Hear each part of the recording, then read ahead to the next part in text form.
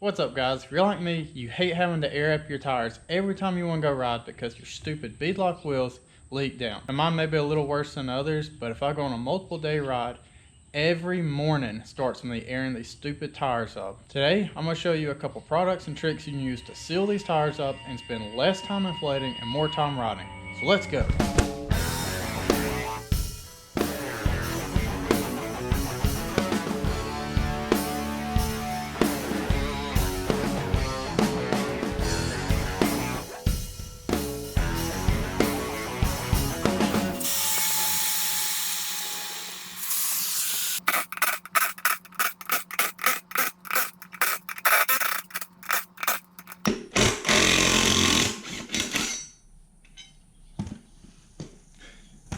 Well, I can safely say it now that all four rings are off. No broken bolts.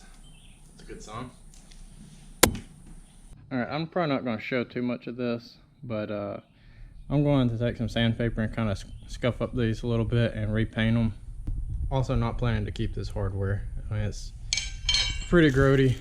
Most of them are bent. I don't know, I think I tried to show that, but most of them are bent. So I got some new hardware on the way from McMaster Car, so it should be in today or tomorrow. About the time I get everything ready to go back together. So for some cheap insurance, I'm going to change these valve stems out. There wasn't leaking, but it's kind of a good time to change them. So I've just got the tire propped up here, and what I'm going to try to do is just take this block of wood here and kind of wedge it in place here so that I can get to the back side easier. Moved you to the other side. Not sure if you're going to be able to see better or not, but you're going to hold the back side of that thing and cut it. There. Just trying to keep that thing from falling in there so I don't have to fish it out. But now I've got that, take a new valve stem. These are TR412, I believe. I'll put it on the screen. I think these are 412s, which is the shorter length. But let's just feed it through from the inside. And I bought these on Amazon. It comes with this cheap tool to pull it, but it kind of works pretty good. So thread it all the way on, just like a valve stem cap. And it gives you something to kind of pull and get some leverage to pull that thing in there. So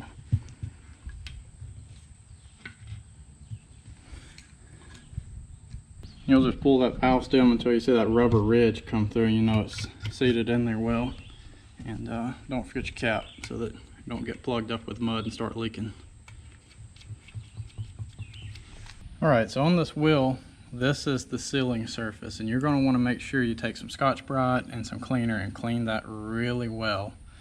But the reason we have some issues with bead locks is because we're actually we're sealing to the inside of this thing, and there's no way for me to show you this, but if you feel your hand in there, it's really rough and coarse through there because of the casting process.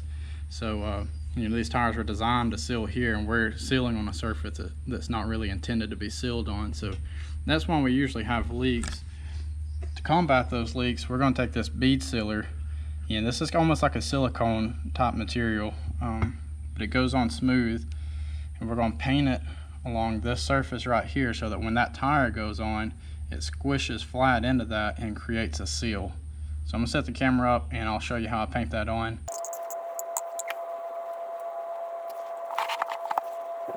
And I'll basically just paint a portion, turn the tire, paint a portion, turn the tire until I get it all painted.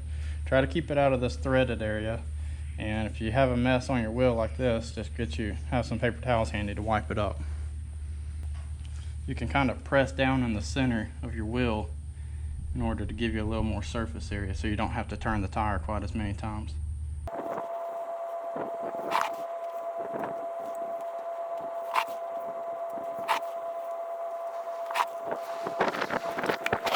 Like I said, I repainted these rings so they look a little nicer. And this is the hardware I'm using. I got these from McMaster Car, but it's 5/16 18 by 7/8. So 5/16 diameter, 18 threads per inch, 7/8 length. And I got these flanged ones because the ones with the washer were pretty expensive and I didn't want to have to add a washer, but these right here look pretty good. The head's a little bit taller than the factory hardware. I'll try to put a picture of that on there, but they're going to work fine for what I need them for.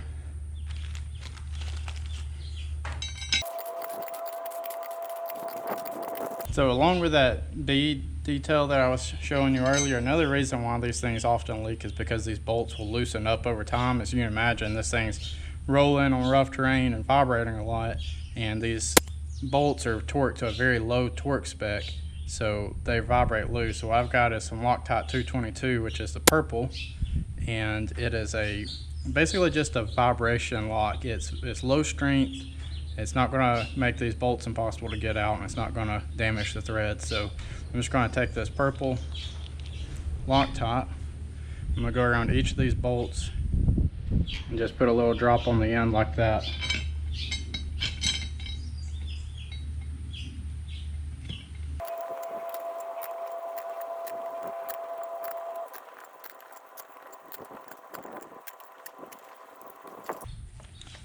This step is kind of cheating, but I like to use a drill with that's got the clutch and go ahead and just zip all these things down real quick. Make sure you're going in a crisscross pattern. You'll see me jumping all around this thing.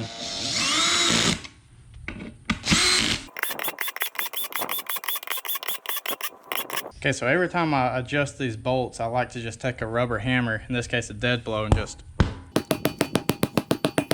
kind of hit the tire, and I kind of hit outwards a little bit to kind of shift that bead into place. And then the factory torque spec on these is 10 foot-pounds. So what I like to do is I like to go a little bit over there. I like to go 12 foot-pounds. Just, I don't know, it just makes me feel a little bit better, but I do it in 3 steps. So I'll torque these at 8, and then I'll torque them at 10, and then I'll torque them at 12, and then I'll torque them at 12 again just to make sure I didn't miss any. The more even and consistently you torque this ring down, the better this thing is going to seal and the longer it's going to last. So I've got this set to 8. I'm going to run around here and I'm going to hit the tire with that mallet again. Then I'm going to jump this up to 10, run around here, hit the tire, go up to 12, run around here 2 different times.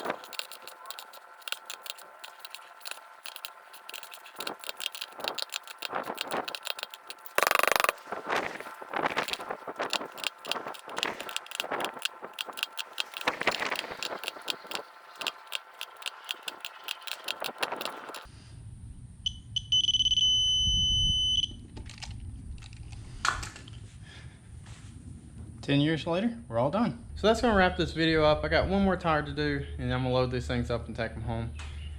Those of you with a keen eye may have noticed the wardrobe changes. I've got about 3 lunch breaks tied up in these, so realistically an hour and a half, a guy can knock out 4 tires, no problem. I'm super excited to get these things home and on the machine before our next Windrock trip. Speaking of, we're going to Windrock Labor Day weekend, and I've got a ton of content planned for that, so it'll be nice not to worry about airing these tires up every morning. I'll try to throw in a little update at the end of this video with these tires on the machine. I don't expect to have any issues. I've done this to 3 other sets of beadlocks, and all of them perform flawlessly. I'll also go ahead and put some links to the products and tools I used in the description below in case you need any of that. If you found this video helpful or useful, YouTube's put in a couple great features that allow you to return the favor and help me out. There's a comment section below where you can drop a comment, and there's also a thumbs up button that allows you to like the video. Those 2 things help me out a ton, and I'm always active on here, always in the comments, so any way I can help out, just let me know. And with that being said, I guess there's only one more thing to do. Thanks for watching. I'll see you guys on the next one. I'm going to try this again and actually record it this time. Obviously I haven't got to ride the razor any, waiting on some L&W rods, but I was trying to show you that these beads are not leaking anywhere.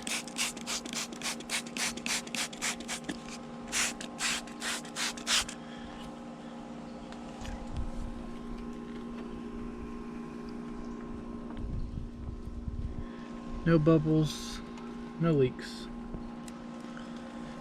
That extra seal bead sealer is some great stuff. Like I said, I've used it on 3 other sets of bead locks. This was the 4th one. I've used it on countless steel rims. You get old rusty steel rim and that stuff will seal it right up. So thanks for watching, and see you on the next one.